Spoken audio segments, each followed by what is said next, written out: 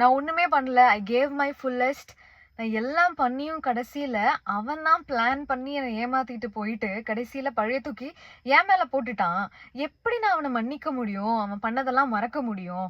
அப்பதான் கர்மா அவன அடிக்கும்ன்றீங்களே, how is it possible? அப்படின்ற மாதிரி நெறைய மெசேஜஸ நான் வாசிச்சேன். உங்களுக்கு வேற வழியே கிடையாது. நீங்க மறக்கணும், மன்னிக்கணும்.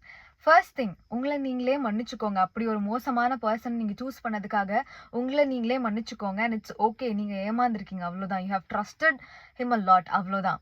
And on the other hand, நீங்க அந்த பர்சனையும் மன்னிக்கணும். அண்ட் அவங்க பண்ணதை மறந்துட்டு நீங்க ஹாப்பியா இருந்தாதான் அது நடக்கும்.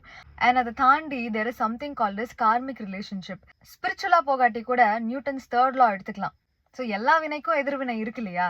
ஸோ நம்ம பண்ண பேட் டீட்ஸ்க்காக தான் இந்த கார்மிக் ரிலேஷன்ஷிப் நம்ம லைஃப்குள்ள வந்து அது வெளியே போயிருக்கு. ஸோ இனிமே உங்க லைஃப் நல்லா தான் இருக்கும், ஹாப்பியா தான் இருக்கும்.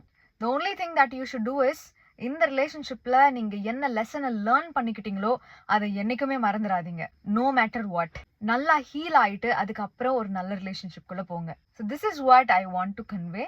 கர்மா இஸ் ரியல், நம்புங்க. See you in another video. Tata, bye bye.